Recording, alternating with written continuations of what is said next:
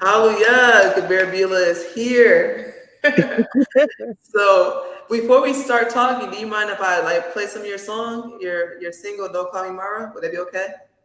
Oh, sure. I call it Yahuwah's testimony. Yahuwah's testimony. Yes, Okay, so it's a, I'm gonna play a minute of it or so, and then we can start talking. Will that work? that'll work.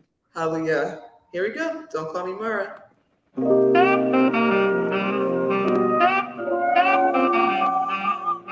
Shalom, Mishpaka. You know the Most High has called us to be healed, to be delivered, to be set free.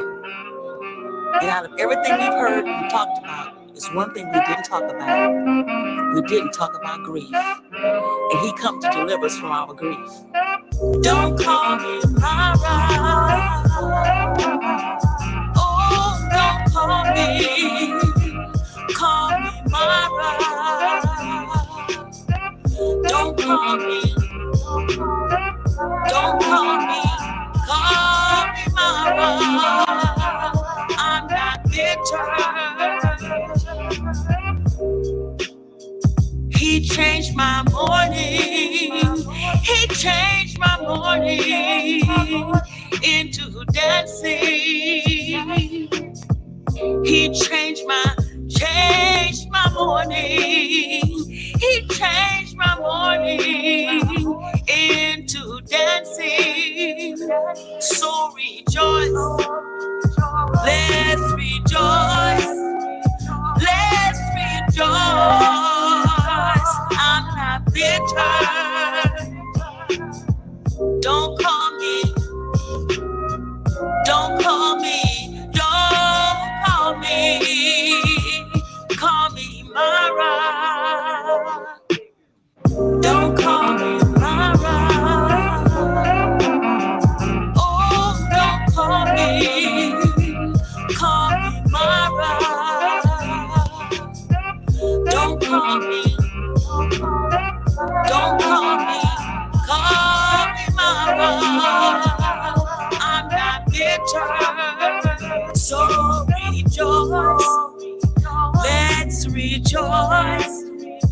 Let's rejoice. I'm not bitter. So rejoice. Let's rejoice. We're not bitter.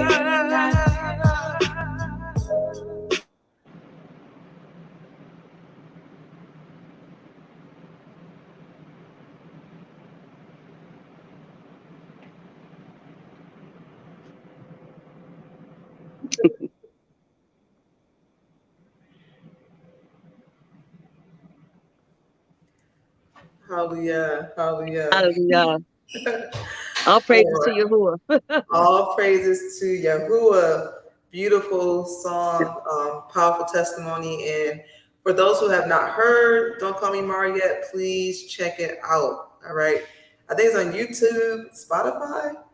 Um, Spotify, iTunes. iTunes is everywhere. So please check out this powerful testimony. So welcome again. And I have a few questions for you. And so this is my first one. You mentioned that in the beginning of your song that grief is something that is not talked about often, Correct. and that's pretty. It's taboo, if you would say. So I want to ask you, why do you believe that it's important to have a discussion on grief, and what is the impact of being ill prepared to handle this topic? Well, first I want to answer the impact part with just a phrase. Okay. It's self-imposed traumatization. Mm, We impose trauma on ourselves when we are not prepared. And unfortunately for us in the Hebraic community, we a lot of times we don't have finances. A lot of times we don't think about it. We're so busy focusing on living to today. We don't think about tomorrow. We don't think about in the event. A lot of times we don't talk about it because it's just hard to accept. But life and death are together. It's just death is a part of life. You can't con, separate the two. So con, therefore, being prepared for that and having those conversations is absolutely necessary. con.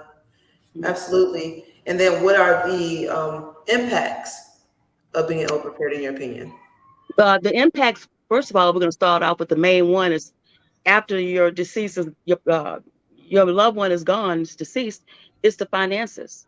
How Mm, you're going to pay for a funeral? Are you already planned for a funeral? Are you how have you ever thought about? Have you ever had that conversation? With your spouse or just a family member about finances? Did you have a funeral been planned for it? Because if not, then it automatically put you, the survivor, in a financial disadvantage. And if you already having a to struggle financially, this makes it even more difficult. So, having other resources and other avenues to take care of our family members when they're passed away is vitally important. Uh, okay. During the process, I've learned some things that in the state of Texas that we could do to cut cost. Is one, well, most of us know that you can go and buy a casket from wholesale places, which you can, but I don't know whether most people know you can have in Texas, you can have your casket made. So can I It say can be this real quick? handmade. I remember you mentioned some alternative approaches to financing loss, right? And you Right. said that one reason why many of us don't talk about grief or even funerals or death is because of the fact that we can't afford it. And Exactly. so you mentioned some alternative approaches. So do you mind kind of like elaborating, just sharing some of your some suggestions and things that you believe can help us and beginning to fund death? Well, one, just starting to have the conversation and Con, understanding that this is going to happen. Because once you start talking about something, you believe what you talk about. You believe what you say. So hmm, therefore, then just having that conversation initially, and I don't mean one time and then 5 years later you discuss it if we're still out here. I mean con, that should be an active conversation once a year or whatever. But when you are looking at finances, uh, like I was uh, like I was mentioning, in the state of Texas, you can have a casket made. All you have con, to do is buy the wood, buy the materials, and the casket can be made for you. con. It's You said under the safety and what it's was the name of the law? it's the Texas law. It's the Under health and the health and safety safety code. code. Yes, hmm con. Mm-hmm. 711 and 714. Con. That's for the state of Texas. And it Mm-hmm. does say it's a federal law that funeral homes have to take your casket, whether it's handmade or store bought. They have to take it. And Mm-hmm. really, all a person has to do is find the specifications, and they have books, they have different things that's online, free information on how to make a casket and what are specifications. You may have to vary from different states, but for the most part, that's like a bottom line thing that's pretty common. Con. And I know that it said that I read that caskets is one of the greatest expenses when it comes to funeral planning, range between Exactly, it is. more, right? 30K or so. Well, it depends. It can start from 2,000 up. Mm-hmm. The different gauges of caskets. A lot of times people think, well, I want to get a really good casket, but if you're buying one, you can do a 18 gauge casket and it'll work. It'll work. It'll last for years. And we have to remember, we want to put our family members away and do it respectfully and everything. But remember, they're going in the ground. We're not going to see them again. Con. So therefore, then we don't have to stress out so much about the casket and everything, because why, they're going to be in the ground, and I say that respectfully because I I buried my husband, Con. and I understand that. So generally, an 18 gauge casket, or like I said, a self made one, will work perfectly.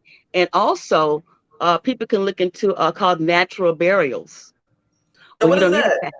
you What's a don't need a natural casket. burial? You don't need a casket. You can just wrap your loved one, put them in a vault without a casket, or you can have them placed, and it's covered. Some states cover that where you don't even need a casket at all, but we Wow. don't know that. And because of pain and anguish of losing a loved one, we don't we can't think that process out. Con. Now, you also mentioned embalming, and you're saying that that's an expense that we can also maybe cut. You want to kind of elaborate on that a little bit and just talk about just the cost of embalming and. Well, in the state of Texas, embalming starts at about $1,500. Mhm. And if you're not showing your loved one, which according to our customs and Torah, we don't view our loved ones like that, we don't touch them like that, there's no need to embalm them. All they Con, have to do is just be prepared, refrigerated, and tell time for burial. They don't. There's no need to pay that money for that because it's not a service you're going to be using. con. And you mentioned also when it comes to like touching the body, I know there's Torah that tells us not to do that. And you were saying that health wise is not the best to touch the body. You want to kind of elaborate on the reasons for that as well? Yeah, you can get You can get hepatitis. You can get different type of diseases from touching a deceased body. You can get diseases. They actually transfer, even though, we look at them, we think they're gone and everything, but it's still bacteria and things on that body that could be Mm, transferred to you, a living person that can make you sick. So if the Most High said don't touch or we unclean, is for a reason, because you are unclean because there's a lot of things that transfer from that body, from a deceased body to a living body. con. And then this is the last thing I want to ask you, just to see your take on this. But I know for my family, one thing that we do is we collect a monthly fee from each head of household. And what we do is the reason why we're doing this is because it helps us to kind of be our own insurance Hmm. company, where in the event of like loss or a passing, we already have like our family bank or our family funds that we can draw from to assist us. Because many of us don't, are living paycheck to paycheck. Many of us are trying to, the economy is crazy right now with the rising Yeah. prices and inflation. And so this is something that we use to help us as a family.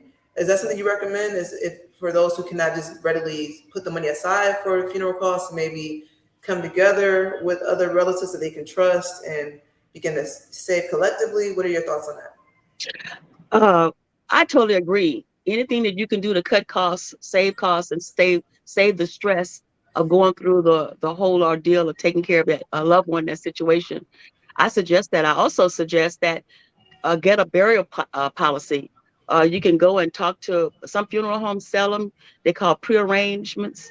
You go Hmm. and make your plans. Uh, Try to be realistically and financially realistically as possible. Make those plans, and then you could pay on it every month until it's paid out. And then that way, then they know what you want for your funeral, what the price, what your price. You're gonna know what your funeral costs before you walk out the door because you've already Con, made your plans. And con, to me, that's a good idea to do that. So then that way, it's already arranged. Your family already know what you want done, and it's already being paid for. Uh, in the event that it's cut shorter than the person passed before it's completely paid off, you still invested. You still have the plans, and the person can just go in and finish it up. Then it also, in the midst of grieving, it doesn't cost you to spend more money than what need to be. Because con, when we're grieving, we want to do this and do that, and that will save that cost of spending extra when you didn't have to do that.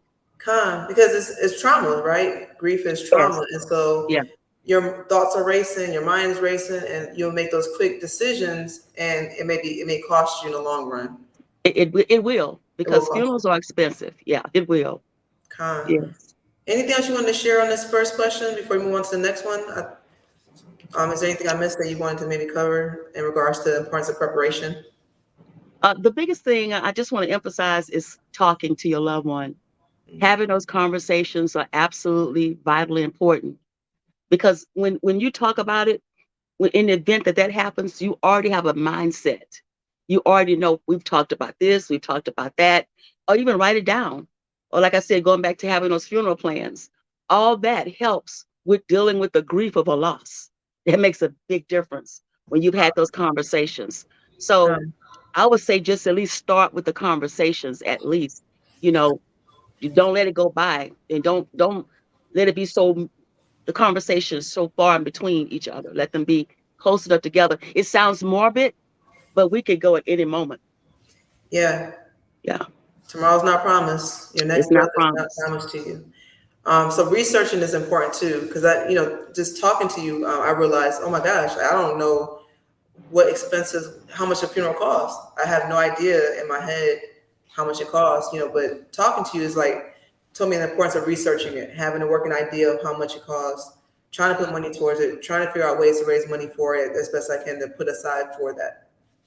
Yes, particularly if you're planning your own, because like we already mentioned, when you go in and make that plan, they give you the price Or they'll ask you, do you want to be embalmed? They'll ask you, do you want flowers? They'll ask you, do you want a funeral?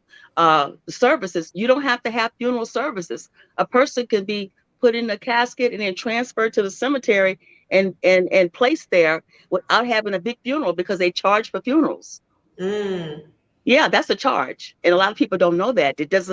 It's not just because you went and bought a casket and everything that comes with they charge for a funeral. So therefore, when you're making your plans, you know what you're spending and what is going on. And you can make that choice ahead of time so your family member is not financially strapped, uh, uh, not grieved over the finances and everything because it's already been put in place. It's already planned. And you said that that can actually exacerbate symptoms of grief, right? Oh, yes, ma'am. Yes, Um, ma'am. Because now you're thinking about money. Not and on top of that, you're paying for a funeral, but then you got to eat because see, when your loved one leave, you got a house note, car note, and the creditors they don't care, so that exacerbates it. It makes it harder for a person. Exactly.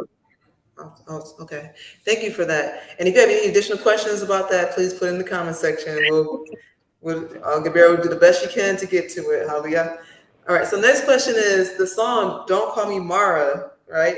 So my Hmm. question is, who is Mara? I know you got the breakdown for Mara, who she is, what it means, and also too, who do you prefer to be called instead in the place of Mara? So go for it. Um, Mara is who I would have been if I had not let the Most High start working in my life.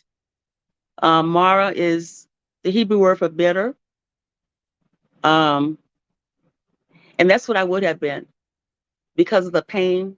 It was very hard for me. But I sing the song "Don't Call Me Mara." That's the testimony that the Most High has given me. Is "Don't call me Mara," because why? He has delivered me from the pain, from the grief of that, from the trauma of that. Am I still working it out? Sure, I sure am. But the initial pain, the initial grief that could have totally turned my life another whole direction, it's not there. Because why? The bitterness is not there. The hurt is not there like it was. And I'm gratefully appreciative. That's why I say, don't call me Mara. I'm not bitter. I'm not bitter over Yahuwah's decision for my life. I'm not bitter over that. Hallelujah. So, what does the Mara mean in Hebrew? What is the breakdown of the word Mara? And then you can let us know where it comes from in the scripts. Okay, just one moment. Take your time. I gotta get While my you're doing that, while you're getting that together, I remember you mentioned that it means like bitterness, and the reference was from Naomi when yes. Khan when Okay, Naomi. You ready? I'm Go sorry. for it. Yes, I'm sorry. So Mara, the alphabet is Mem, Resh, and Mem, Resh. I think about it, and Aleph. So it means Mem. It means liquid, massive chaos. Resh is a person head or the highest, and the Aleph is a strength, a leader, or the first. So my understanding of that is that it's chaos, utter chaos on the head of the leader. So Naomi was the head of her house at this time. And when everything was gone, she was in chaos. Her life was in confusion. Wow. And that was you mentioned that the Mara is like a grief mantle that oftentimes we put on. Like Naomi put the mantle of Mara on her. She She did. She she said did. call me Mara, right? Yeah. She declared that, don't call me Naomi. And Naomi means pleasant. Mm.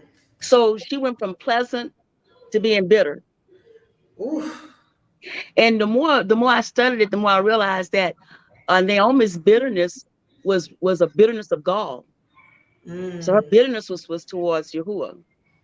Wow. And in her bitterness, we find that she wound up, you said, pushing away her salvation. Yes, exactly. Naomi had what she needed in front of her. Ruth was there, and Ruth means friend. So Con. Ruth was there with her as a friend. Ruth Mm-hmm. was her savior for that situation.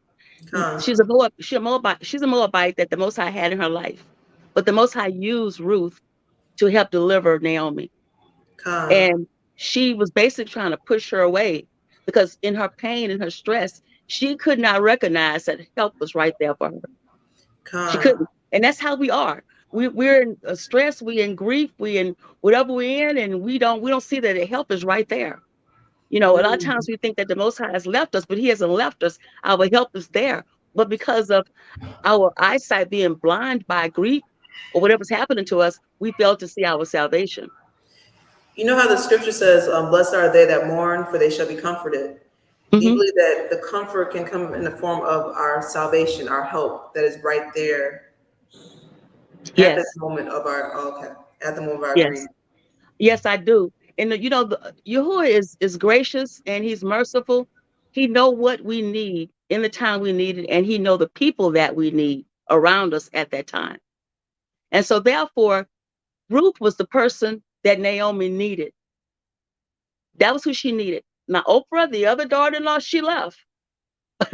Her name means, I Yeah, got the you gonna break it breakdown. down? You gonna break it down? Okay, I go have, for it. I'm I have excited. the breakdown of her name.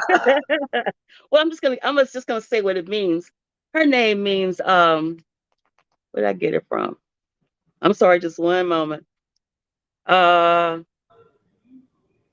Take your time. Take your time. When she breaks down the name, it's gonna make sense why her other daughter-in-law chose to leave and opposed to stay, and why Ruth stayed. So it's actually pretty interesting.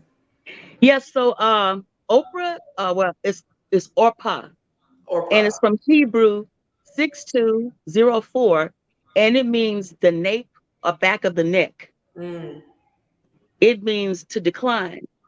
It means stiff neck. So Oprah was stiff neck. mm. That's why she didn't stay. She was stiff neck. Con. And we know name means nature. So therefore her nature was she was not going to stay there. She was going to leave because actually she could have gone along with Ruth and Naomi. And she could have possibly remarried. You see what I'm saying? But Con. that was not the case. She wanted to go back with her family, and that's her name. And so that was her name. Con. And also too, you mentioned the name of her husband. Yes. Nah, I did my own writing to Your see if dude. I No, could your to dude. see if I could. It was Kilion. That Con. was Oprah's husband named Kilion. His name meant destruction. I thought that was something. His name meant destruction. It means consumption. His name means failing. So Ooh. you have stiff neck and destruction together. Con. Well, nothing was going to come out of that. Mm. And she was married to destruction. Right. Wow. Right. She was married to it. But So it Ruth makes sense was for a her to go friend. back. Yes. So she went back. So Ruth was a friend. Ruth was that compassionate daughter-in-law, that friend. Well, to me, she was more than a daughter-in-law. She was a friend. Con. She was a companion. She loved Naomi. So she took on that responsibility. I'm going to go with you. I'm not going to leave you.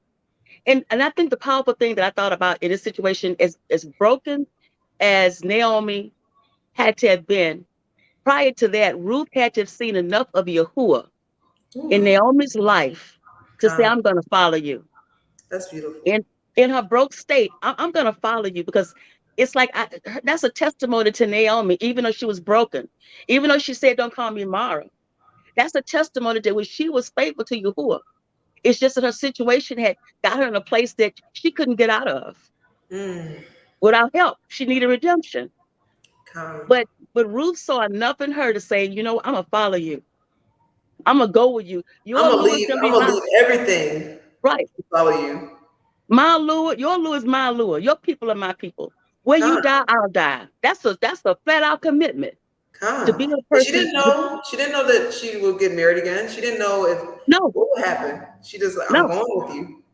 And that's how it And is I with think leadership. We don't know the things we give up, we don't know if we're gonna get it back again. We just like, I'm going with you because this is the best life for me. right. And the thing about it is that when we look at Naomi being the widow, we forget. that Ruth was the widow also. We do. We forget that Ruth was a widow. So therefore, then you have two widows that have Con. made basically she's made a covenant with Naomi. I'm going where you go. I'm Mm. going to be with you. She's made a covenant. And the powerful thing is that she went her love for Yahuwah, because she saw Yahuwah in her to follow her, and the love for Naomi is what caused her to go, what made her stick to and cleave to her, and love her because of that, because of Yahuwah's love. She had to see something in Naomi's life. She had Hallelujah. to. Now, if you don't mind, you notice some parallels between yourself and Naomi, correct? Just in your own Correct. person. You mind sharing Yeah. a few, if you don't mind, if that's okay? Okay, so Naomi, husband and two sons passed. And my husband and my two mothers passed in a 6-month time.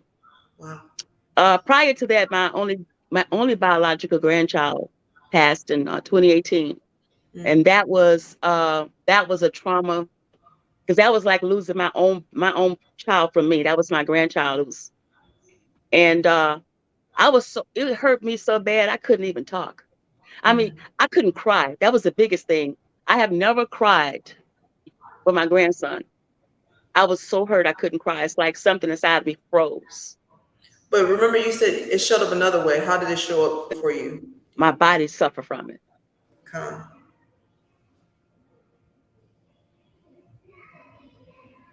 Hallelujah. Hallelujah. Too bad. Yeah, we're back. We're here. So you said your body used to suffer from it. Uh-huh. So that's I the thing ended with up grief too. being, Sometimes with grief, it doesn't always come in the way that we expect. Through the crying, but sometimes it can show up through like somatic features, as far as like physically rashes and things. So what was your experience like for you? How do you grieve through the body at that I had a time? flare up. I had a flare up in all of my joints and everything. And I was like that for like 5 months. Mm. Yeah, a lot of pain. A lot of pain. Hmm. Con, con. So you mentioned that just like Ruth, I mean Naomi had like chronic loss, right, back to back to back. You Yeah. also experienced that like in a short time frame of that constant loss, that frequent loss. Also, too, Ruth was. We don't know the duration of time, but we know that Naomi was married for a long time because her children were grown. She Hmm. was older as well, and her husband passed. Around that time. So we know that she was married for some years, and yourself, you were married for how many years? We were married over 40 years. Over 40 years. Hmm. So Hmm. there's another connection there as far as being married for a long time and having to separate. That I think. Okay, so speaking from my life, I've lost my two mothers, one biological and one like a surrogate mother. She was from me being a baby. She Huh. died 2 days after my spouse died. After my ish died, she died. So I Wow. couldn't even wrap that around my head. He was gone and she was gone. And I just checked on her, I think a couple of weeks prior to that, because Hmm. she was with one of her grandchildren. And I checked and it was like I couldn't even talk about it because I was hit back to back. Huh. And my husband's passing was so painful. If you don't mind me talking about it, it was so painful. Um, all I could do was just bellow. All I could do was just cry. Huh. And if I had not cried, the pain of it, I would have died from it. Mm. That's how painful it was. Huh. And people can die from pain, from physical pain. They can. And in the body, in the mind, the brain registers physical pain and emotional pain the same. So therefore, uh, going through the pain of his loss was just like if my body was in pain also. And it was a lot. And I thank the Most High because he's done something for me, because there's no way I would have made it through that. I wouldn't have. Another thing about Naomi and Ruth is that Ruth was with Naomi, and she took care of her. They went back to Bethlehem, Judah. But the thing about it is that she went, but in my case, what's parallel to that is that I went to be with our Mushal here in HRT, Mushal Kowal, him and Amaya, Mushala, Kalaya. I went to their home. It's like when my husband passed, they were there with me. Like Ruth was there with Naomi. They were there Mm, with me. And I went from the hospital. They just took me home wow. and they said, you gotta be here. And I didn't fight that. And the beautiful thing about it all is that at that time he was not just my Mushal. He was a son. She was a daughter. And that was so powerful because I have experienced my Mushal both ways, as a Mushal and as a son. And I Mm, respect both because God, that love that they poured into me, I'm alive today because how beautiful is that? they poured their love, they poured their life into me. They kept God, me alive because I God. would have died. I would have Mm, surely died. The Most High let me know you would have died. I couldn't go back home. I had to stay with them. I went to do some things and take care of things, but to initially live, I had to live with them. And the children were a, uh, a healthy distraction for the time. I needed those distractions because I was not in a place to deal with the grief at the time. I was on life support. It was like keeping me alive in order for me to function after the fact. After I after I recover from not dying, then I can recover from the grief of everything. If I'm making sense. absolutely, And absolutely. And you mentioned that with the children, you say it's like getting a chance to be a grandmother again. You said yes, that yeah. you lost your only grandchild, and so having them ask you to make them breakfast in the morning and checking Yeah, on you. And we were in the kitchen making pancakes and waffles and different things, and that really helped me. That really helped me. It helped me to get, like I said, to where I could actually deal with the pain of it all. hallelujah, Deal hallelujah. with the pain of it all. So the difference between yourself and Naomi was that whereas Naomi tried to push that away, you didn't push away the salvation No, that came through our leadership, but you readily accepted um, yes, their help and hallelujah. I So, did. I did because that the Most High, the Most High, He set you up. mhm, And He had me in a situation where I didn't have a choice, but come, then I did have a choice. You know what I'm saying? yeah, come, It's like, well, no, I can go to my house and blah, blah, blah. And I could be at my house, my own house, because I had my own house. But it was like, this is your circumstance, your situation. What are you going to do with it? come. And And so I chose. you mentioned widow's grief. You mentioned that widow's grief is actually something that's real and that um, can kill you. Correct? Yeah, yeah. It's widow's grief, and then they have another one. It's called the broken heart syndrome. Come, And my thing I was dealing with was the broken heart, because come, even when I was praying to Yahuwah, I was telling him my heart is broken. It's broken. I am in pain, and it feels it's like a tearing, and actually, medically they've shown where the heart in your body actually takes on the form of being torn from a broken heart.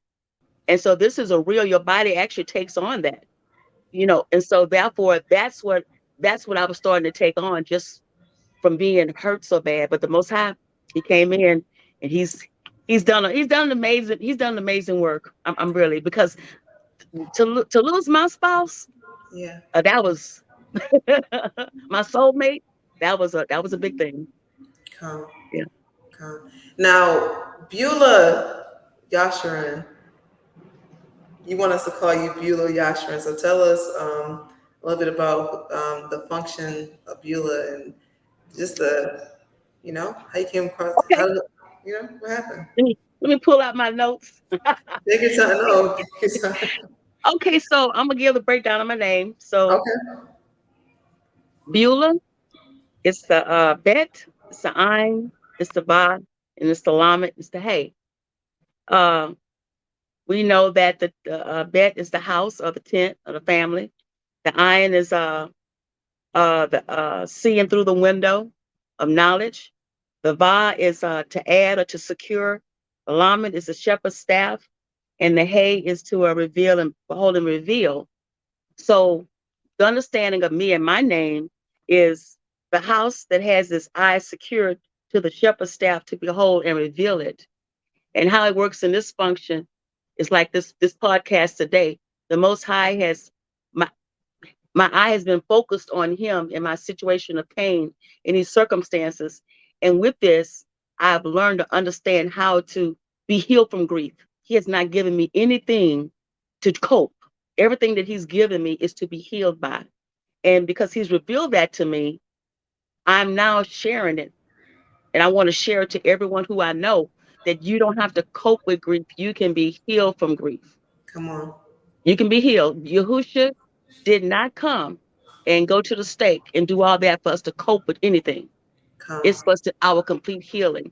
And we have to take hold of that and walk in that truth. When He said that He was a man of sorrow and acquainted with grief, He took that grief, He took it to the stake. And we have to believe that. And one of the things that I didn't mention, uh, with the Most High healing, He came to me in prayer and let me know I died for that. Mm. Let it go. Oof. I died for that. Don't let my dying be in vain. I died. I took it to the. It came to me. I took it to the stake. I took it to death and hell. And when Yeah. I rose, I left. I left grief there. I didn't rise with grief. Come. He didn't come up with grief. So he's done that for us. So we don't have to stay in grief. We don't have to go in when I'm coping. Come. Husha was a man of sorrows, acquainted with grief, but he Hmm. wasn't bitter. And you mentioned No. that being acquainted means you're aware of it, you're Hmm. knowledgeable of it, you're prepared for it, right? But you're Hmm. not necessarily overtaken by it, Right. right? You're not married to it. Right. That Come. that's what happened to us. We get married. We take on a covenant with grief. And some people say, "Well, I'm just going to be this way or whatever." But we don't have to be that way. The Most High didn't bring us and give us these situations in our life to stay anyway. It was to be a testimony of His saving power, of His power to deliver, His power to set free, His power to heal. So we should be a testimony to His power to work and move in our life to deliver us from anything in our life, whether it's pain or grief, whatever it is. He's done it. Come. Come. And then I remember um, you said the Most High first gave you the name Beulah in February 2022. Hmm. Hmm. And he said at the time he just kind of was preparing you for the name change, right? But Yeah, then it was Sukkot 2022 where he confirmed it and he said, Beulah, come forth. You want to talk he about that a did. little Yeah. Well, back in February 2022, I was praying one day and it came to me, you have a new name, your name is Beulah. And I thought, oh, because I know what Beulah means. I was like, oh, but I heard clearly, you're not ready for that. You're not bit? ready to be called Beulah. You're not ready to walk in Beulah. Come, And so I took that and put that on my shelf and left it there. And it wasn't until Sukkot 2022, I was down praying and I heard Beulah come forth. And I thought, well, Abba, I can't come forth without a confirmation. But He confirmed everything. And now I'm walking in Beulah. And it's been wow, confirmed. It's been confirmed that that is my name, and and the function of it. I'm functioning in that name of seeing His revelation of what He's given to me to share, and I thank Him for that. come. I think it's powerful. I don't know why, but just while you were talking just now, I kind of imagine, you know how when someone gets married, how they take on the name of the spouse. And Mhm. so the name that grief wants you to take on is Mara. um, Yes, grief wants to give you its name, Mara. And so you can either choose to accept the mantle of Mara and the covenant with grief, or in this case, Yahusha had the name Beulah. He like, take on this name. I want you to take on my name. And you chose to take on the name Yahusha and enter a covenant with him, a marriage right, with right, him. right. That's Beautiful. correct. It's just so amazing. I had no idea when He said I wasn't ready. I didn't know what that meant. I just believed what He said. I'm not ready. And so I knew that because He had given me the name to be revealed at some time He was going to get me ready. and he did. He did. This is my last question in regards to Beulah. How does Beulah connect to the function of like grief healing and grief recovering? How does that those two connect, if I may ask, or does it? Well, I can somewhat answer that. Being willing to learn. As I heal from grief, I learn. The Hmm. Most High teach me something. When a feeling or thought come, I don't hold on to it. I deal with it. I've used the tools He's given me to deal with it. And Con, when I do, He gives me something. He teaches me something, and then I'm able to take that and share that with someone else. The song "Don't Call Me Mara" was strictly Ruaco. He told me, "I want you to put out a song." I went, "Oh." Then the next thing I know, the music is there. Next thing I know, all the words came up. I didn't write that. It just came out in the Ruach. And so that's part of that functioning in that with working with grief, because he put that testimony in me, that don't call me Mara. He put that in me to rejoice. He put that in me, that he's taken my grief. He put that in me. And so I'm testifying to what he's put down in me. con. And your Beulah's the eye that's secured to the shepherd's staff. The house with the eye that's secure to the shepherd's staff, to behold it and reveal it. And I've been beholding a lot of things about grief and how to be healed, and I'm sharing it. Hallelujah. Hallelujah. Okay. So next question. You did mention just now the theme of the song, right? You mentioned how the Most High gave it to you. Mhm. And one of the takeaways from the song that I got from it was to rejoice. And so I wanted to ask you, what role or what roles does rejoicing play in grief healing? And a second part is, what does rejoicing look like while grieving? Is it the traditional, we're still happy, we're smiling, we're still running laps, we're still raising our hands? And so just kind of share rejoicing, if you don't mind, and kind of get us a deeper understanding of that. Okay, so if I may, I will share from my personal experience. When my husband passed, I had to give him thanks right then. And I started thanking him because the word tells us he's given us a commandment: in everything give thanks, for this is his will. So down in me, that gratitude. Was I in pain? Yes. Was I hurt? Yes. I was all those things. Was I grief stricken? Yes. But I knew that if I gave thanks, that help I needed would come. When I started giving thanks, it started lining my life up, and it wasn't as chaotic. Now, the rejoicing part, the word says, enter to the Most High's courts with thanksgiving, enter his gates with thanksgiving, to his court with praise. I could Praise. not walk into assembly sad. Mm, I could not walk into assembly, poor me. I yeah. could not walk into assembly, oh, my husband's gone, because I would have taken the attention from Yahuwah, which is his on a Shabbat. That's his. So Wow. I had to go in there and bless his name, no matter how bad it had nothing to do with how I felt. I had to go in there and bless his name. Why? Because I'm commanded. Why? I've got to enter into his gates with thanksgiving. I got to go in there with praise. And Con, in that, it helped line my life up. It helped bring chaos into order, being grateful. con, I was able to get my thoughts was able to line up to do things I had to take care of because of gratitude. Gratitude is powerful when we're being grateful to Yahuwah for his judgments, because he is a just judge. And along with that, being grateful in a pain, in a situation like that, I mean, being grateful, but declaring that he's a just judge. His right, his verdicts are just. He's righteous. He don't con, make mistakes. Yeah. con. You mentioned that you said that rejoicing in terms of grief looks like it's gratitude and it's acknowledgement. Hmm. Gratitude and acknowledgement of his majesty, of his judgment, of his will, right? And Right. so you saying that is what rejoicing is in the midst of that grief, Right. correct?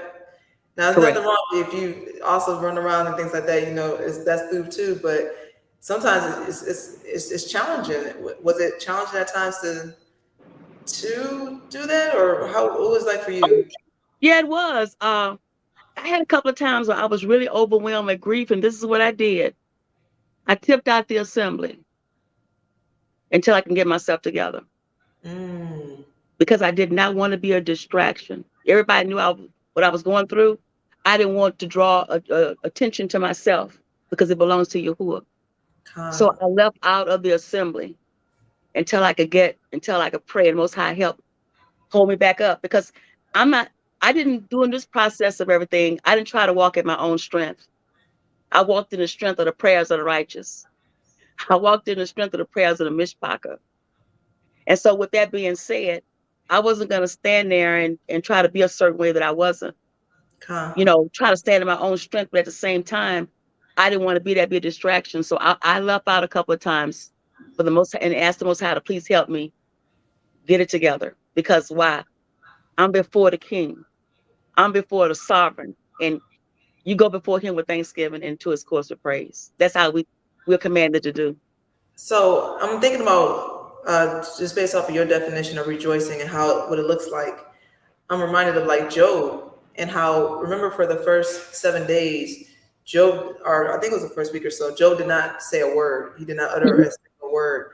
And when he finally did speak, or maybe was it? I think it was before or after, but let me know.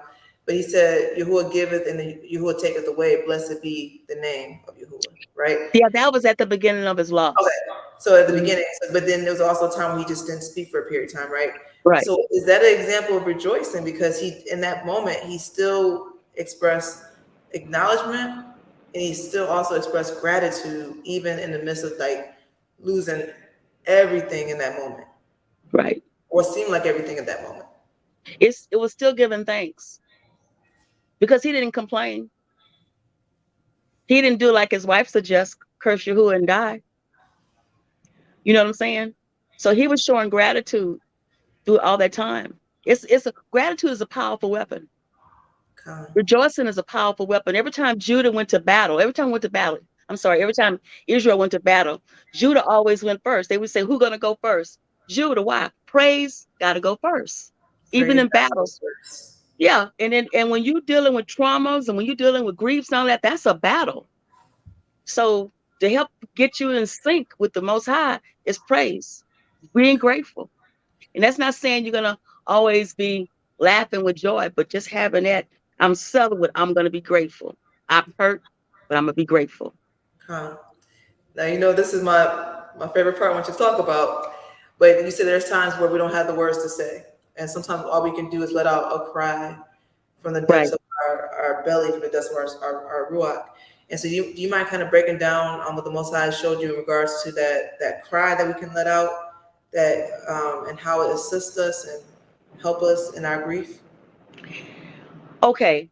I love this because it was so powerful when he showed it to me.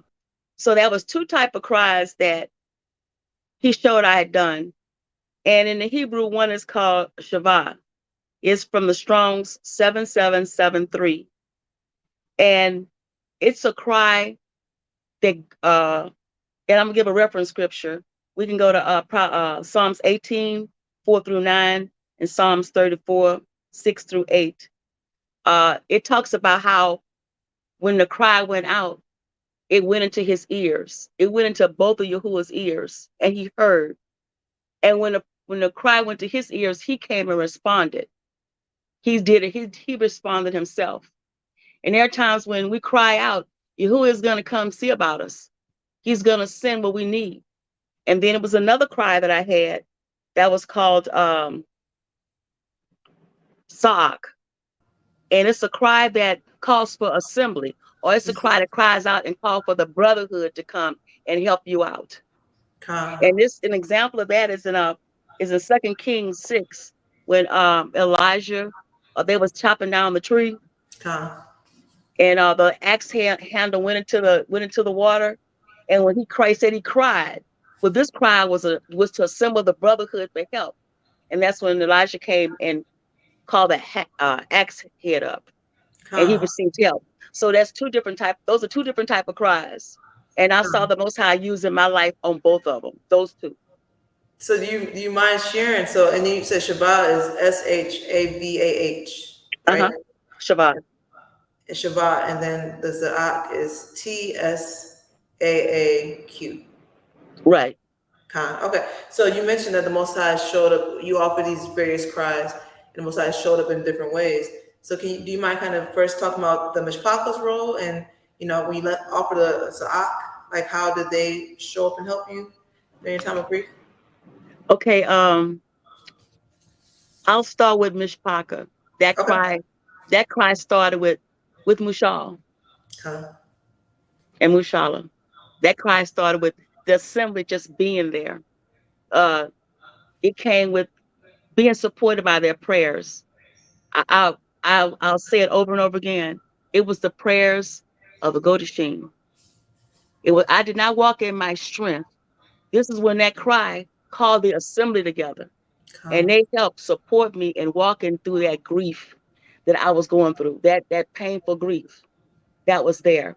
And if it had not been, excuse me, for that cry to call the assembly, and then they responded. They they they came to my rescue. That helped me out. And then the other cry, Shavah, with Really calling quick, the I know you assembly. mentioned you said you were on critical life support Yeah, spiritually and naturally, yeah. and you said that in that experience of coming together with the Mushala, with the Mishpaka helping out however they could, that helped to revive you, that helped you to, it gave you the strength that you didn't even know that you needed. It really helped in that initial. It did. And it's one thing I would love to suggest to anyone who's going through grief, don't try to walk in your own strength. You don't have it. You'll end up more broken than what you were had you let someone be that support, that in prayer. You know how we want to put on a good face in front of everybody. I'm not saying we have to walk around poor me, pity party, but at the same time, you ain't got to keep an excellent face in front of everybody. Con, People are gonna. But sometimes when they ask me how you doing, I said if it wasn't for the prayers of the righteous, I wouldn't be here today. con, And that was my answer because why? It was the prayers of the righteous. That's why I con. was there. Hmm. Hallelujah. Now, Shabbat, you talked about that one-on-one time with the Most High and how and the things He showed you during that time. So, do you mind kind of sharing about that as well? Well, yes. He that's when he put me alone. You Con, know, he I got my own place to stay and to live in, and when he put me along with him, all I could do is cry. I cried for probably the first month. Just crying and asking him for help. Just he had me isolated, and it was just me and him. And during that time, like I said, all I could do was cry out. But in that crying, he came, and that's when I mentioned earlier. That's when he came and was letting me know this grief, you don't have to carry it.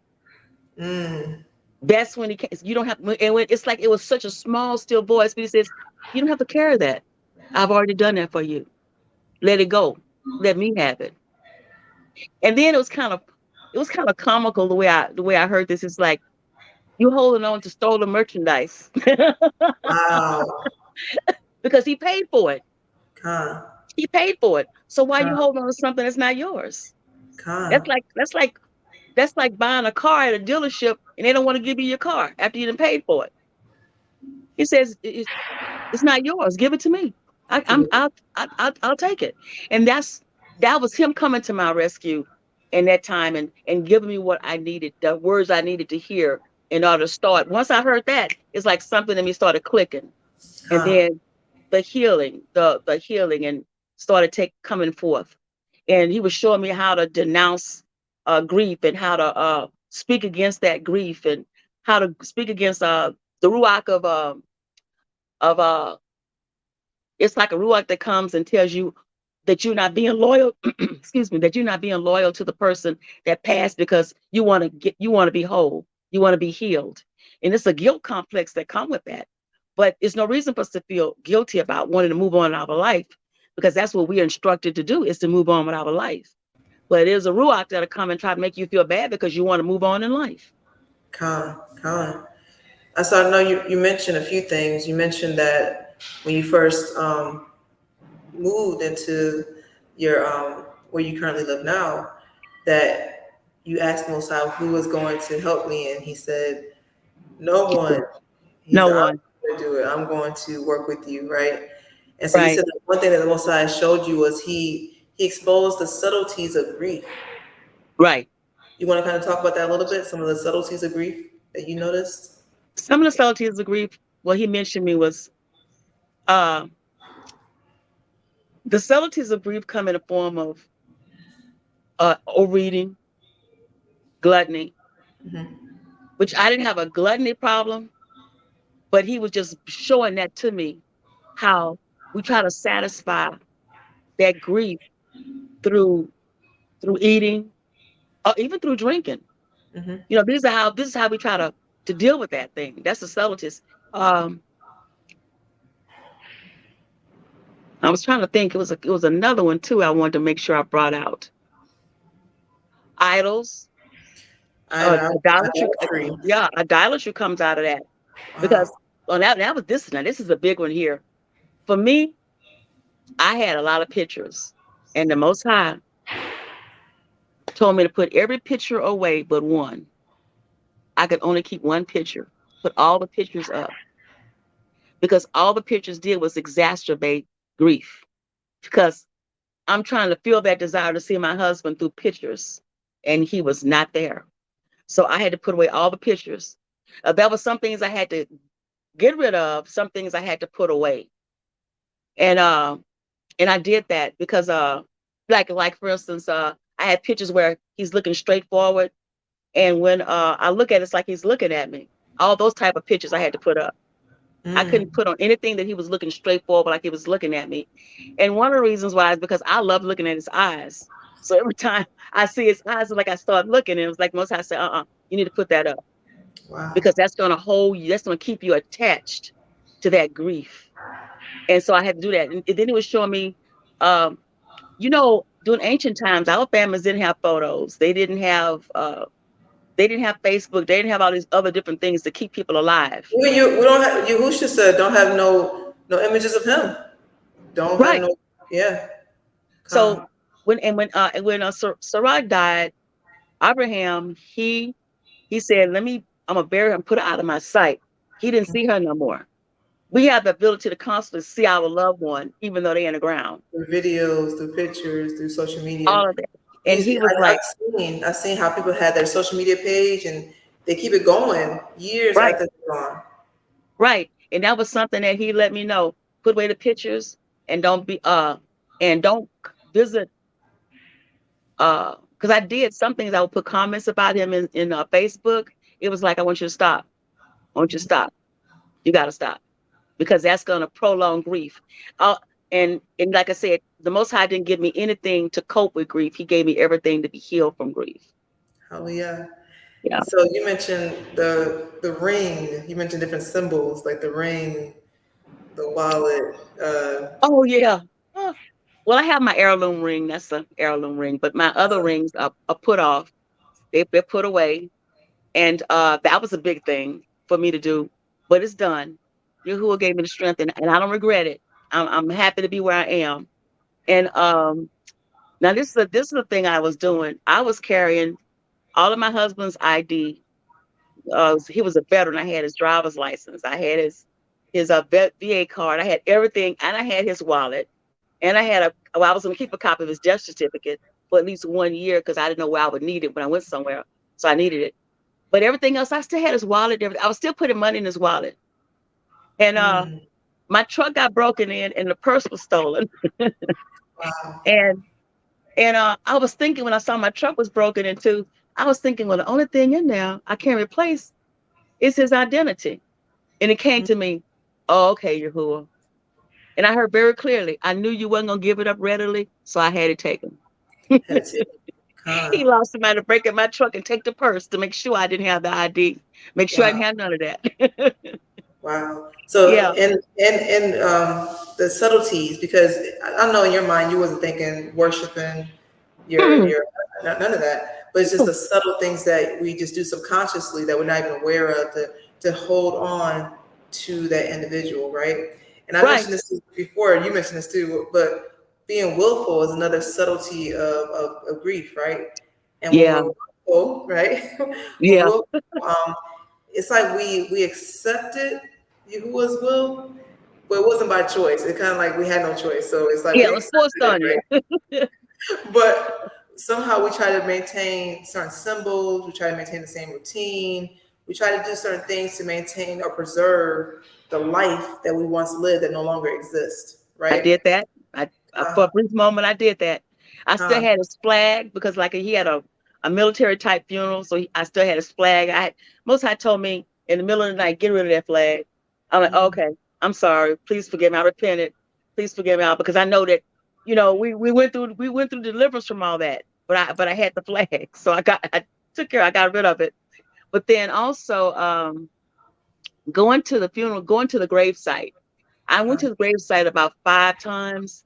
The first 2 times I was led to because uh, I had to make sure his headstone was right, mhm, because when he passed, he knew he was Hebrew, he knew he was a people.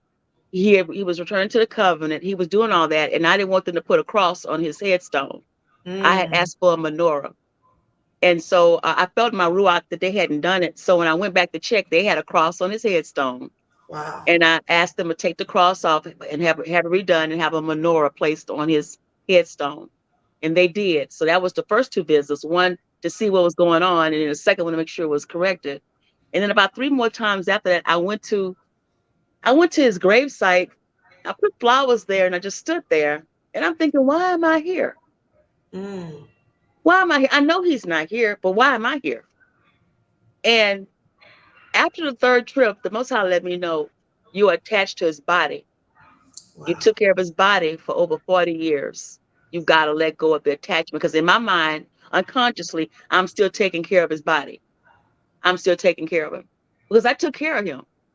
So now, even though he's gone, I've done everything I can to make sure he was put away nice, put away right, everything. But now that all that's done, I'm still going back, standing over his grave, and waiting to do something for him. But it's nothing else to be done. It was completed. And so that was the last visit when I realized I have to let his body go. I had to let it go. Because that's Mhm. the part, that's when the healing can truly begin. Right, That's when the right. healing can truly begin. I know I work in grief, and I've seen the extent. Grief really is. It wants to rule your vessel. It wants to take over completely, and the grief will have you showing up to the site, 2 to 3 times a day. Not just in a week, but just two to three Mhm. times a day, and keep you there. Constantly. So, um, I love how you talked about how the Most High. It was things that He told you to give away. There's things He told you to let go of. Give me 1 second. I'm sorry.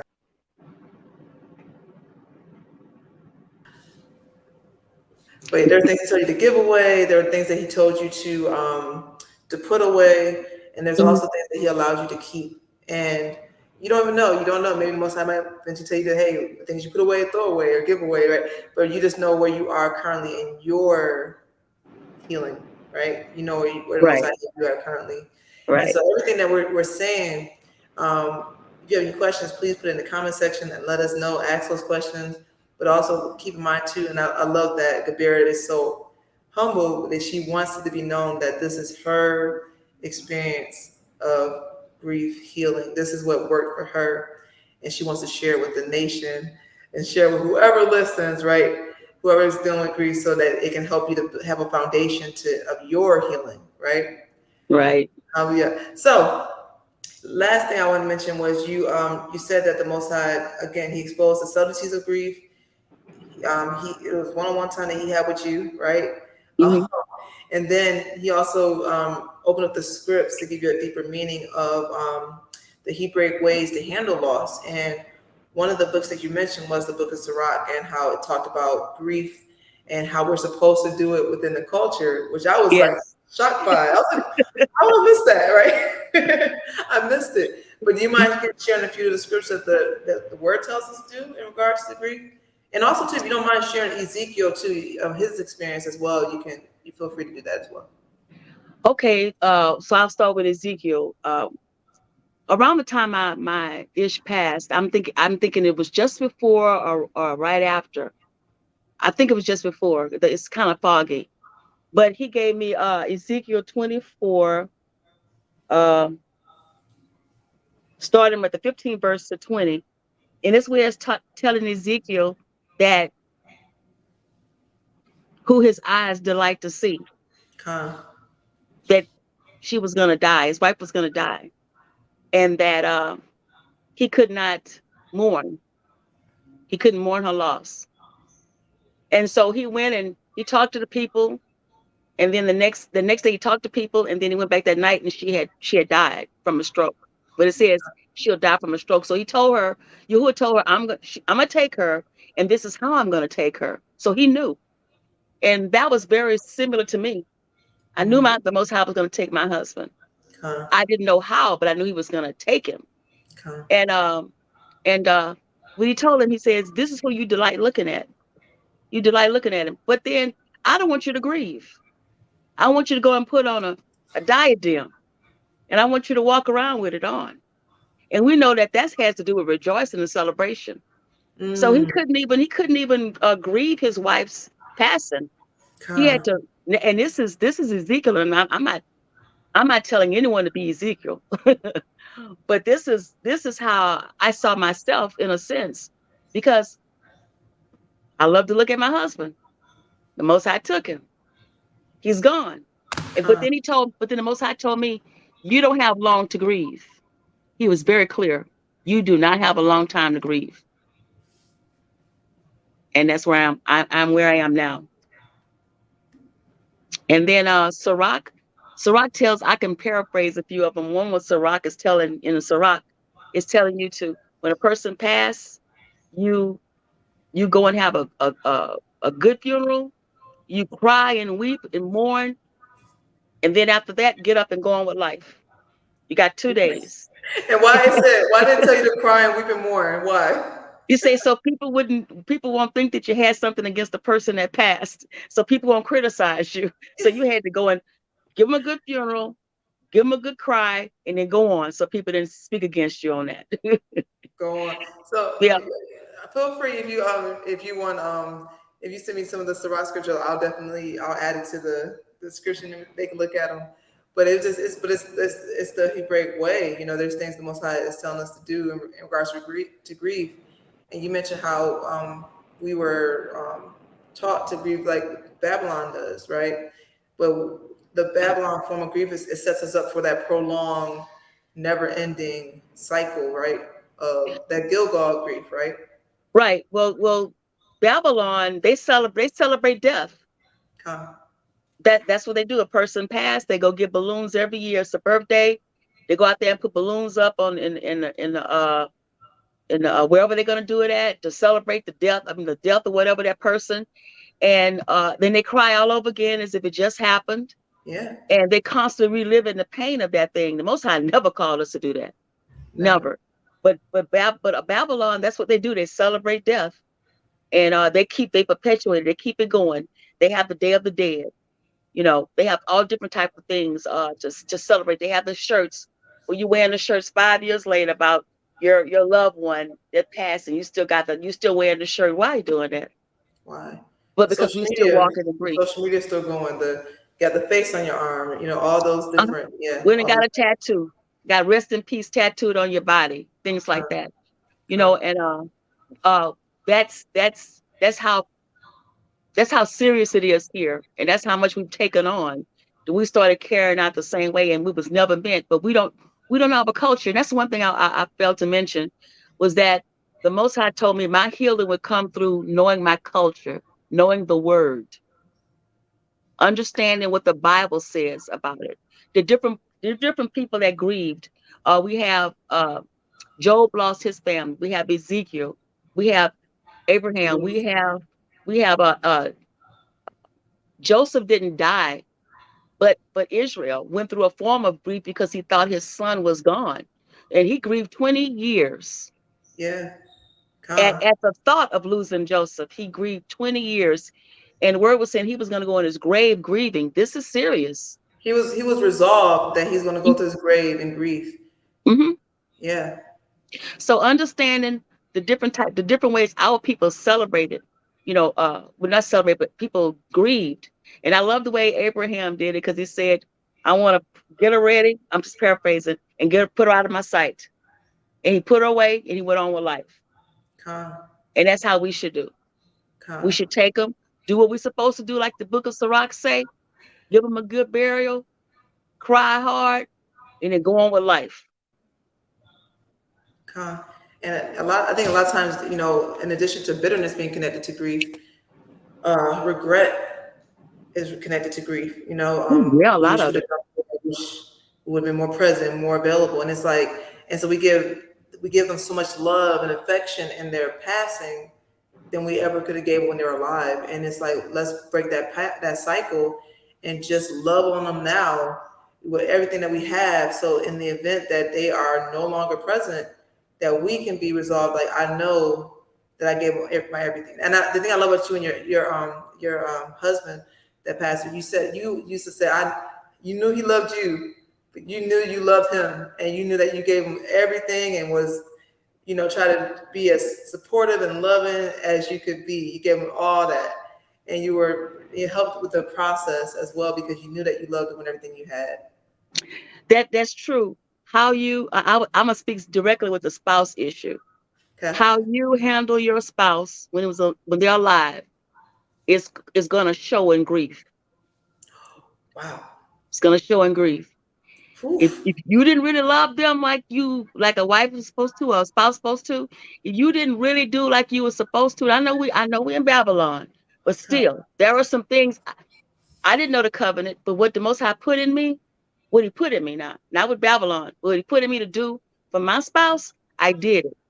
So when my spouse died, I was just up because I was separated from the one in my life I loved. But to go back and say, well, you know how people don't know what they had until it's gone?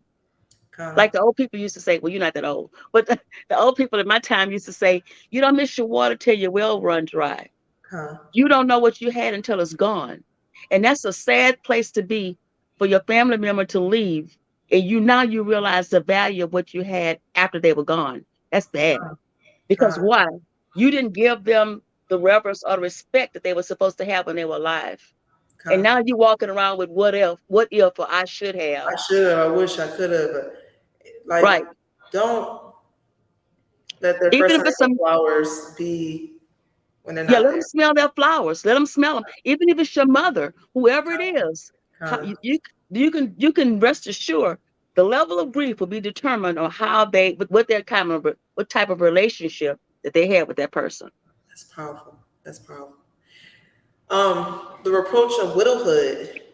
You mentioned that one of the reasons why the Most High gave you the "Don't call you Mara," just the song and the testimony, is because He has removed the reproach of widowhood from you. You Right. might kind of. I know we got like about 15 minutes left, but do you mind kind of explaining briefly the reproach of widowhood? I wrote it down so I think I wrote it down so I don't forget it. I got you. uh, the reproach of widowhood, it has to do with being shamed. It Con. has to do with I'm sorry, just one moment. No, But no, take your time. it has to do with being shamed. It has to do with I'm gonna put it in a term like this. It still means the same. When people look at you and it's poor you, Mm, when you are known as from being instead of knowing my name, you know me as a widow. con, You know what I'm saying? I'm gonna bring it home like that to really show what it looks like. It's like, well, her husband died, or his wife died, and that's how you identify the person instead of identifying them by their name. con. So Instead of sometimes identifying, you're relegated to a certain area, like, oh, you're just supposed to be here for this long. You're supposed to look like this. You're supposed to sound like this, right? look like this. And that's the whole thing. We have an idea. If let's say for instance, I'm crying in the assembly. And someone could think that I'm crying because he's gone, and I'm crying because I'm praying. Mm. I'm giving gratitude. I'm Con, thanking him for just keeping me. But then con, it could be because people know my situation, they can assume that that's I'm crying because he's gone. Not knowing that when you enter into his gates with thanksgiving, into his course of praise, that's what it has to be, thanksgiving and praise. But to con, someone that doesn't know, it looks like, oh, she's a grieving widow and con, she's crying, because that's how we are used to seeing the widow. That's how we used to seeing people. So that's why I said I want to bring it this way so we can get a clearer picture of what we look when we're looking at it. This is what we see, and we con, always remember that she's the widow. con. You said that the Hebrew word for the reproach is kapah, Yeah, and you said kapah. it's found in Strong's H2781, Yeah, and it's from Strong's H2788, and it means, like you said, disgrace, rebuke, shame, yeah, exposed by stripping, finding fault or complaining, defamed, and blasphemed. Woo!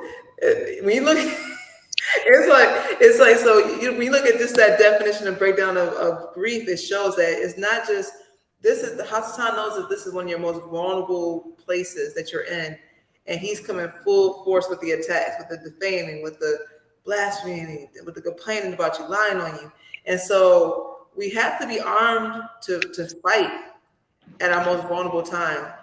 This is what Yahushua went through on the stake. As he went on the stake, he was, his beard was plucked. He was humiliated. He was, people threw things at him. They talked about him.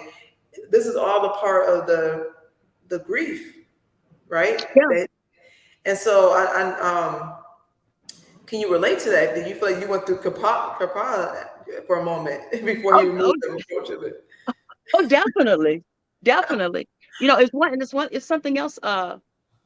I experienced as being a widow is I felt I was in a place of humility where I had been humbled. Con, That I was not in a place where I was in a different place, and it was in a low place. con, And it's not because anyone had done it, it's my situation. I don't have the ish now. So I went from being an exalted place, having an ish, to a humble place of not having one. mm, And that's a real experience.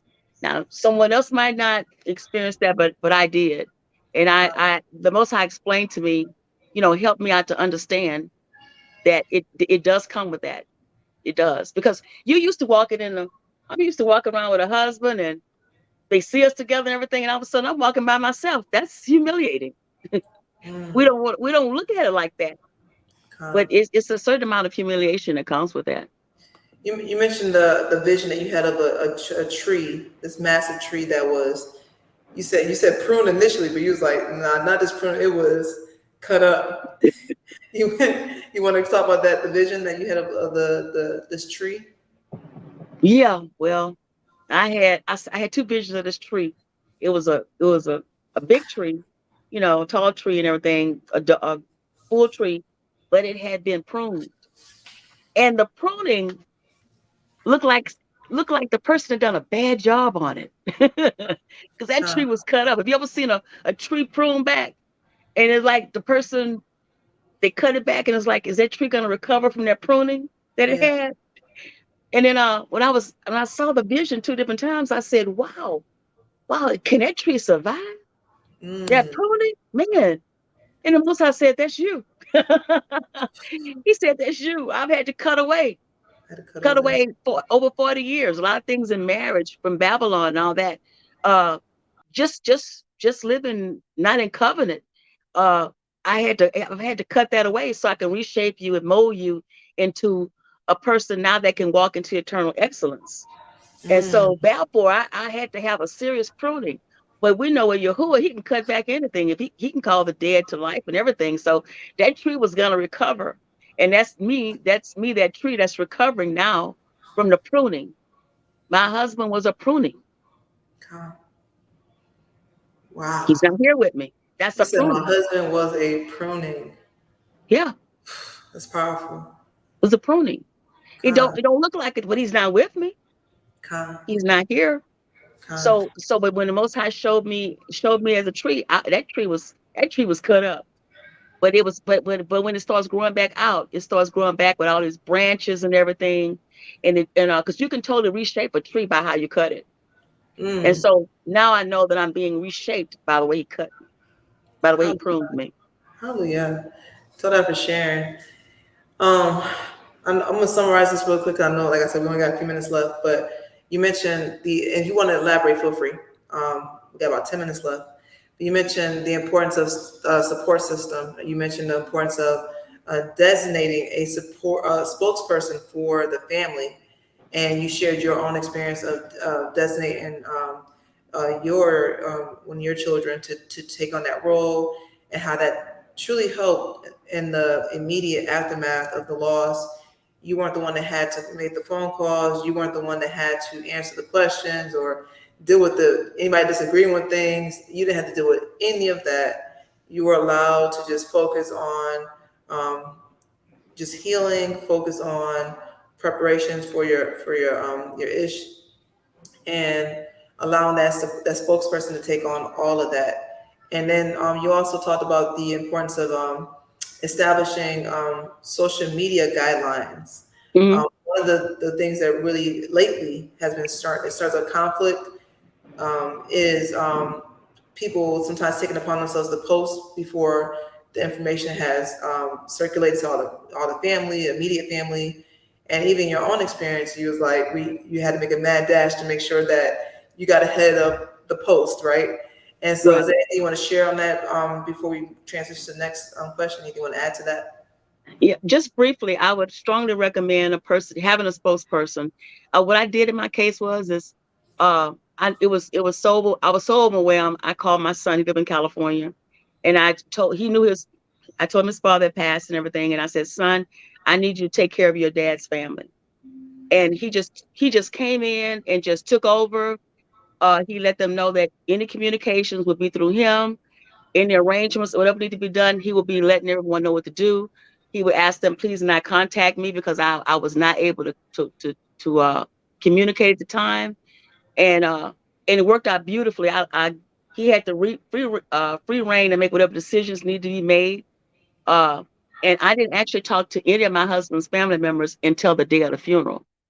That's how much he had covered me. My son just came in and just covered me over, and that really gave me time to get myself together, so I wasn't so badly broken walking in on the day of the funeral, and I wasn't overwhelmed with phone calls. And because my mother-in-law is still alive, and uh, I knew that was going to be very hard for her, but I could not deal with that at the time. But my children, her grandchildren, did a beautiful job at being there for her and walking her through that. I commend them for doing an absolute wonderful job. So having that spokesperson is absolutely necessary.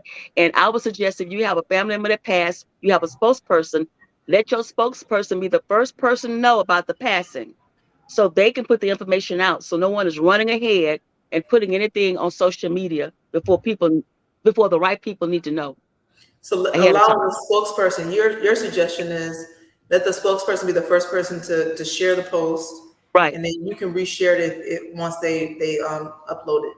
That's right, your recommendation. right. Con, and so I would even say too, before and prepare, because we are acquainted with grief, we know that it's something that we're going to experience. Designating a spokesperson prior to establishing your social media rules, so that this is one of those issues that you don't have to worry about or deal with to add on to the passing, right? Add on to Mhm, the loss, right? mhm. Con. And then last 3 minutes, okay, 3 minutes. But the last thing you mentioned, you talked about we talked about Hebraic burial process, and I thought it was interesting that you said that there were some things because you weren't new to covenant, but you guys were just coming into the Hebraic way fully, and there are some things that you did that were Hebraic in the burial process, and there's some things that you had to kind of you know, alter a little bit because of family. Right. Do you think it's important for those who are in the walk to learn the Hebraic customs of burial, and also too to inform family members who are not in covenant about that in preparation? Absolutely. Absolutely. And the intentions need to be made known that you're following Hebraic custom and this is what you want done. That's why it's so good to have these conversations before anything happens. That way, then the people are under understanding this is what you want. And that way, then it shouldn't be any conflict because it's going to come up, it's going to arise and having those conversations. Letting your family know that no, it's not going to be an open casket. No, you're not going to be able to touch me. All those different things like that, that it definitely need to be expressed and explained so they can understand that that's how it's going to be. Yeah. And then lastly, this is my last question. Um, I know that when we go through deliverance, we have a prescription, right? We have a prescription that we have to read every day to follow to help us in our healing. Do you mind kind of sharing some of your grief prescription? What did you have to take and to help you to stay, motivated, encouraged, and continue to push forward? Okay, so I have my scriptures. First Thessalonians 5:16 through 18. These are must-have scriptures because I call them my crutchers. They supported me. Ephesians 5:20, Romans 8:28, and then the scriptures on declaring that Yahuwah is just in his decisions. Psalms 119, 137. Psalms 119, verse 137. Deuteronomy, I think it's 32:4, and Psalms 9:4. You can also use Job 8:3. And these are my scriptures, justifying that he's just and righteous in the decision he's made. But I'm giving you thanks. Oh, and one more thing too is when we give Yahuwah thanks, it says in Ephesians 5:20, and everything give thanks, but this is the will of Yahuwah in Mashiach concerning you, and everything give thanks in Yahusha. So when I say thank you, I have to say thank you, Yahusha. Thank you, Yahuwah, in the name of Yahusha. In Yahusha's Hallelujah. name, I thank you. In Yahusha's name, I praise you. Yeah. Hallelujah. Powerful. I hope that you all were blessed by this discussion. I'm definitely blessed by it and encouraged by this as well. Toda Rabah again for you, Kabir Beulah, for sharing your experiences and providing some wisdom. Also, too, please, if any of this, if you're noticing any grief or prolonged grief, talk to your leadership. We have Yes. amazing Alex. We have Yes. our also powerful Malkas, our Hagabir, our Zakins, our Mushaline, our All, Sadiq, all of them, right? And the Most High all has of them. equipped each and every one of them with the wisdom and the knowledge to guide us. I'm reminded of Solomon, how Solomon said, Most High, I'm over your people, give me wisdom to lead them. And every matter that was brought up, even if Solomon did not experience it directly, he had the wisdom from Yahuwah, the Ancient of Days, on how to navigate and how to address it. So don't let this be your only time the only source of grief healing, but go to our Melakim, go to our leadership as well. Right. Um, Exactly. you agree with that?